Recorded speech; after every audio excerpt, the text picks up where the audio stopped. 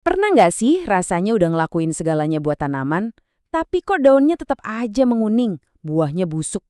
Tenang, solusinya mungkin bukan pupuk yang mahal, tapi sesuatu yang biasanya kita buang gitu aja habis makan malam. Oke, jadi ini dia yang bakal kita kupas tuntas. Kita mulai dari masalah-masalah umum di kebun, terus kita bongkar keajaiban cangkang tiram, lihat gimana cara ngolahnya sendiri, dan gimana semua ini nyambung ke konsep kebun yang lebih keren dan berkelanjutan. Nah, mari kita mulai dari sini. Dari sumber frustrasi kita semua. Kenapa sih tanaman kesayangan kita kok kayaknya susah banget buat tumbuh subur? Gejala-gejala ini tuh sebenarnya tanaman kita lagi teriak minta tolong loh. Dan seringnya akar masalahnya itu bukan di atas, tapi tersembunyi jauh di dalam tanah.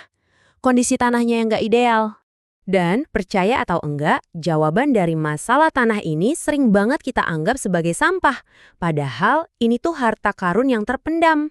Nah, ini dia pahlawan kita, cangkang tiram.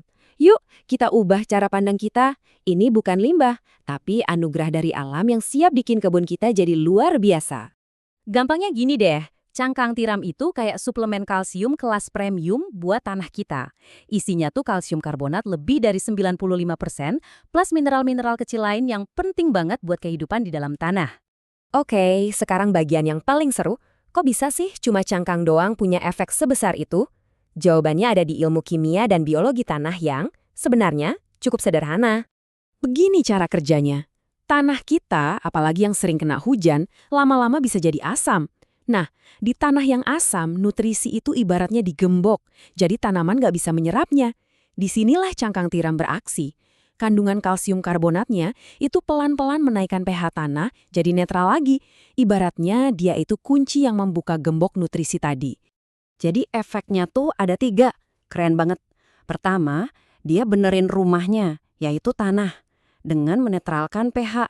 Kedua, dia kasih tulang yang kuat buat tanaman lewat kalsium.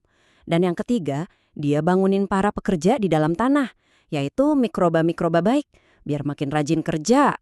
Tertarik buat nyoba? Tenang, gampang banget kok bikinnya di rumah. Saya bakal pandu langkah-langkahnya, dijamin anti gagal, bahkan buat yang baru pertama kali sekalipun. Nah, kuncinya itu ada di langkah kedua dan keempat.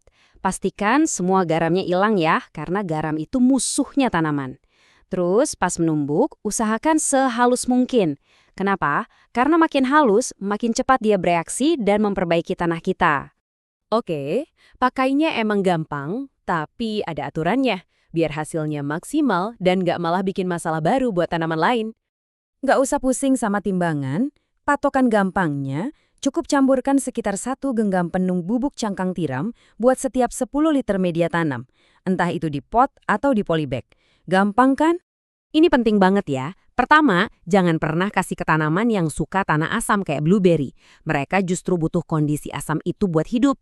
Kedua, ingat, ini kerjanya pelan tapi pasti. Justru itu bagusnya, jadi nggak ada resiko overdosis. Dan ketiga, ini bukan pupuk all-in-one. Anggap ini fondasi rumah. Kita tetap butuh kompos atau pupuk kandang sebagai dinding dan atapnya.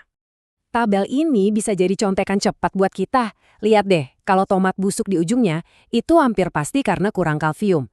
Cangkang tiram adalah solusi terbaiknya, tapi sebagai pencegahan ya. Campurkan dari awal.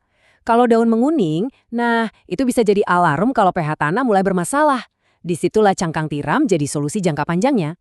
Dan akhirnya, kita sampai di gambaran besarnya. Apa yang kita lakukan ini sebetulnya lebih dari sekedar tips berkebun biasa loh. Ini adalah praktek nyata ekonomi sirkular di dapur kita sendiri. Kita memutus rantai, ambil pakai buang, dan menggantinya dengan sebuah siklus alami di mana nggak ada yang namanya sampah. Semua kembali jadi bermanfaat. Intinya, ya filosofi ini. Kita nggak menciptakan nutrisi baru. Kita cuma mengembalikan apa yang seharusnya kembali ke tempatnya. Dan percaya deh, alam pasti akan berterima kasih dengan caranya sendiri, yaitu lewat tanaman yang subur dan sehat. Jadi, coba deh mulai sekarang lihat dapur Anda dengan cara yang berbeda.